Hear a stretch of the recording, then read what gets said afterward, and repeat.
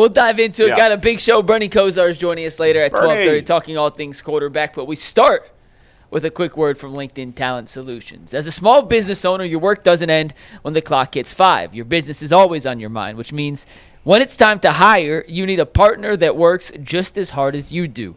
That's where LinkedIn Jobs comes in. When you clock out, LinkedIn clocks in. LinkedIn makes it easy to post your job for free, share it with your network, and get qualified candidates all in one place.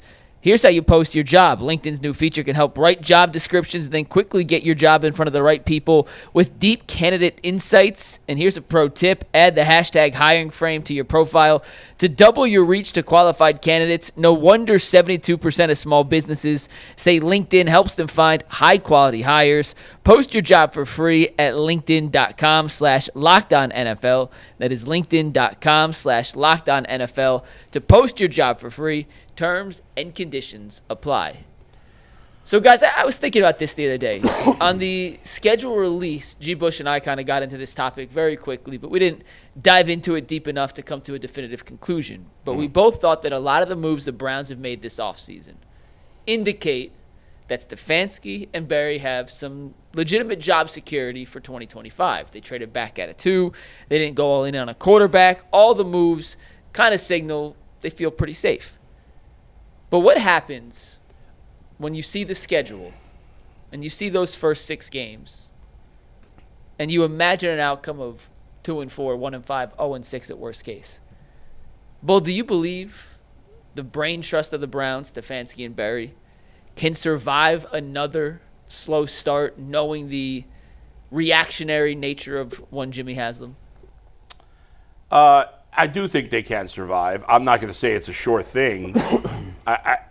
Jimmy is impulsive and unpredictable, but in recent years he's shown a little more restraint.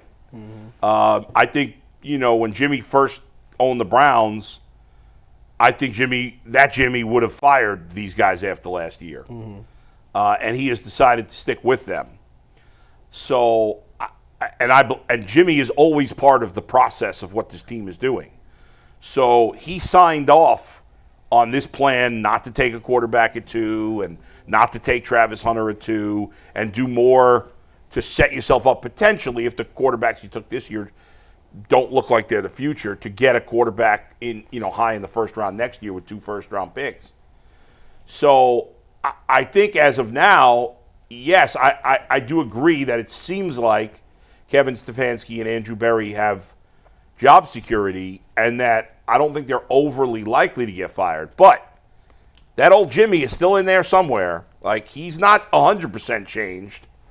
So if at 2-4, no, because if the Browns were 2-4, I don't even think that's a disappointment. Everybody would be like, that's You'd be better like, than that's we not thought. bad. Yeah. But if the Browns are 0-6 to start the season, could Jimmy change his mind and start firing people? Yeah, he could. It wouldn't stun me. It would depend on what the 0-6 looks like to me. Like if it's, what are we talking, 1 point, 3 point games, field goal, last second field goals? Does it matter if it's 0-6? The thing is this. Jimmy has already come out and told you this thing was going to take some time. So that's true. When he said that statement, he solidified to me that AB and Kevin was good because he knows that. I think for the first time in a long time, what it sounds like to me is when you hear Jimmy talk, at some point you realize, okay, he's been in the room. Him, Kevin, and AB and sat down and had a conversation about this stuff.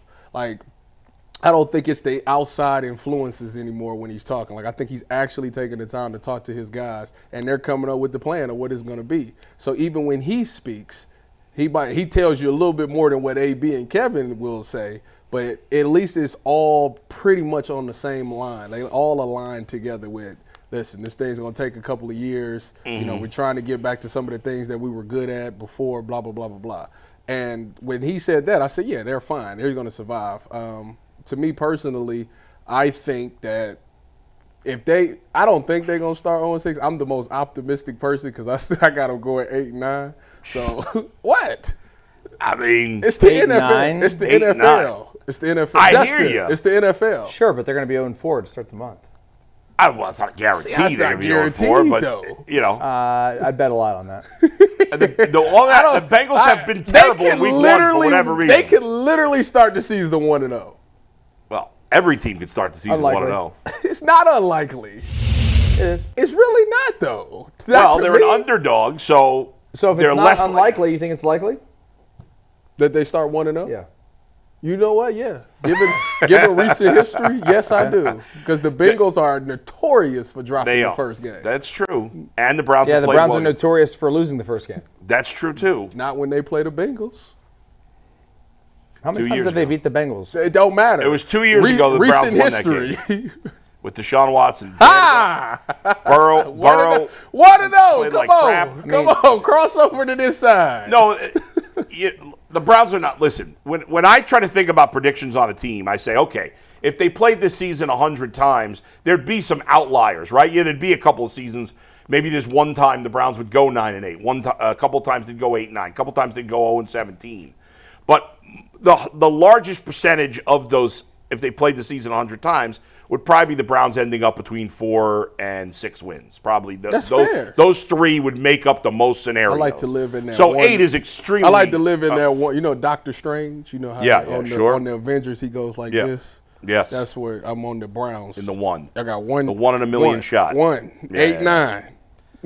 All right, Dustin, what do you think about it? Do you buy that they have job security, these two guys? Yeah, I sort of do. I think the way that this draft played out kind of indicates that they've been told that they're going to be around. Like they're here for the rebuild. If they were going to start over with the organization in terms of like the roster and everything that they've done, everything they've built, they would have fired these guys after last season. Last season was an absolute disaster. I think that they definitely will be back for the 2026 season, no matter what.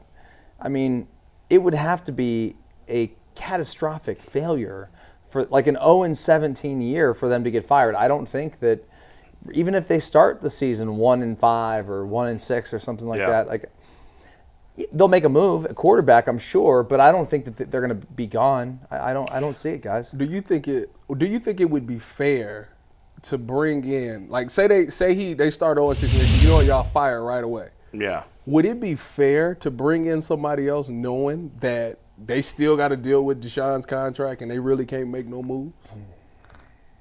I mean, you can always make moves. And the How? we just talked about this yesterday. I mean, the Deshaun contract, if they cut him next year As a post June 1st, it's an $80 million cap hit. While high, that's not untenable as it would have been like now with a $180 million cap When hit. they cut Russ in Denver, it was an $85 million cap Right. hit. This is So less, and the cap keeps going up. Yes.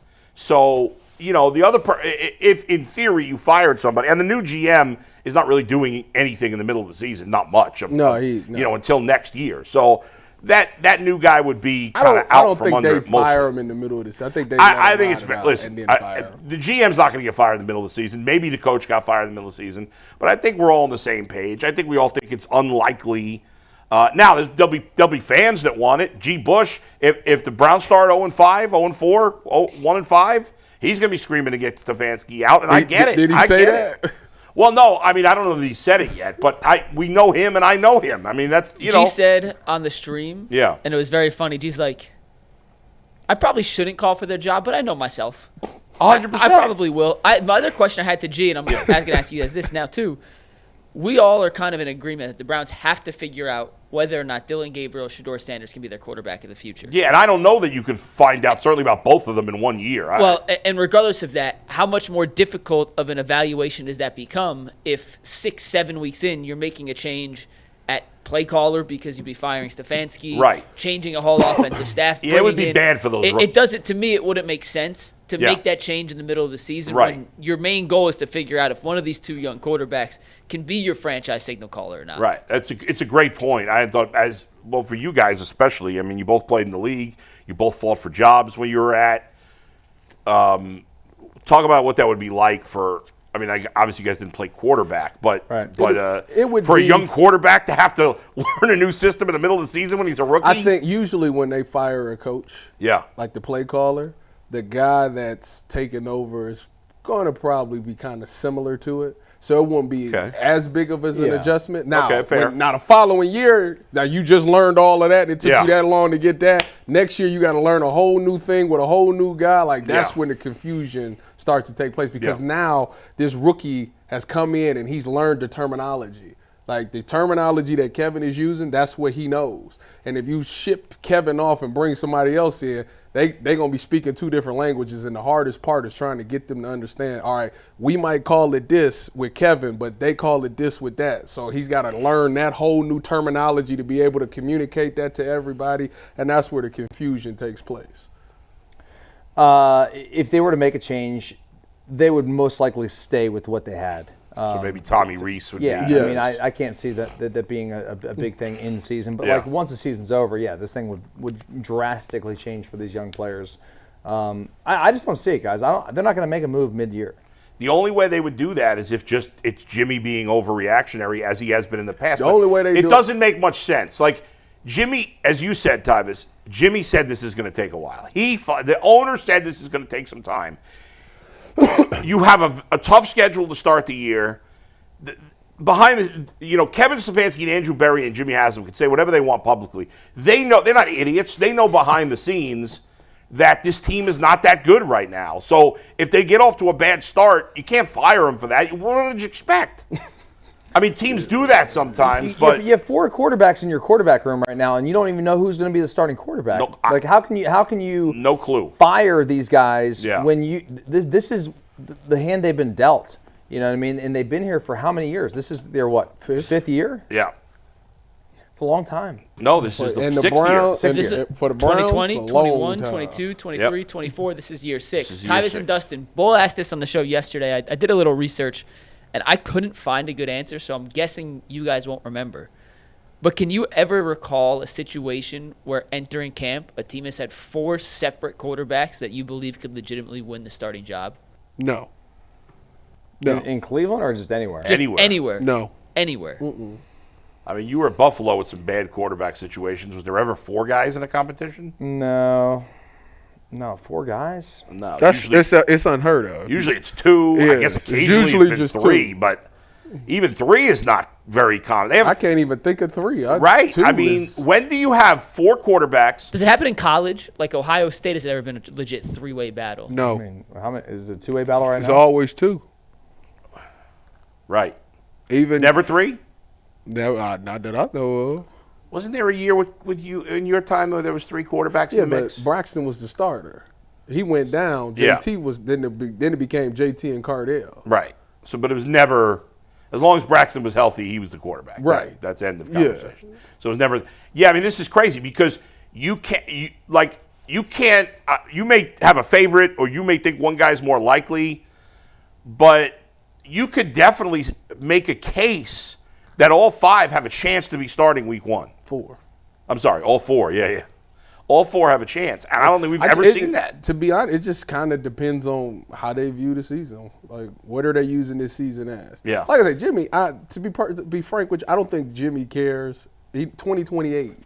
I need that. I mean, you don't think he cares about 3 years? 20 That's going to piss off the fans. 2028. I need y'all to be in the All playoffs. right. So when Well- 29, when we do the pre-sale for them tickets, we selling out. That's what that's about. That's me personally. I haven't heard anything. That's just my personal opinion on the subject. Yeah. These next years is let's figure it out. Let's figure it out because by a lot- 2028, that's a lot of I time to need figure it out, man. They I better- need you to have this thing rolling. I don't think fans want We to hear still that. don't even Tyvis. know what Kevin and AB's contracts was. They signed an extension. Nobody knows what it is. They're very Blows my mind. Everything very else, cagey. and this is supposed to be public knowledge, and nobody knows. That's true. When it comes to coaches and GMs. Go ahead, I Mike. still can't. We'll move on in one sec, Yeah. but it is crazy that this is year 2 of an extension now. We still have absolutely no idea in the world how long or what the extensions were. Yeah, when it comes It to just coaches feels and weird. GM stuff, it doesn't get out. I remember asking Chris Antonetti once on the air. I don't know if you remember this, Dustin. I asked him how many years he had left on his contract, and I didn't think anything of it. I thought it was a very reasonable question, and the Indians at the time were pissed at me that I asked him that question. Pissed. Is that like an out of bounds question? They thought it was. I didn't think it was. Do you think it is now? No. They thought I was insinuating that he should be fired, and I wasn't. I don't think I was at the time. I can't remember now for sure. But anyway, they were pissed at me, though. We ready to move on? Yeah, let's talk about Tyvis mentioned the stadium and this. And we're going to get to that. By the way, Jason has said the same thing Tyvis is saying. This is This is baloney. I don't want to hear this. They're waiting till 2028.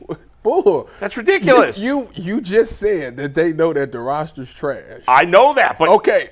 So well, you got to be able to turn it around in you got to wait till 2028. You got 3. Jeez. Why do you think it's so important for them to stack picks for the next draft? Yeah. That's when they trade these players. It's for the next draft. Yeah, I mean, because they keep kicking it because they know 2027 to 2028. Like we need to have something rolling. well, fans are going to go anyway. Well, speaking of the stadium, Yeah.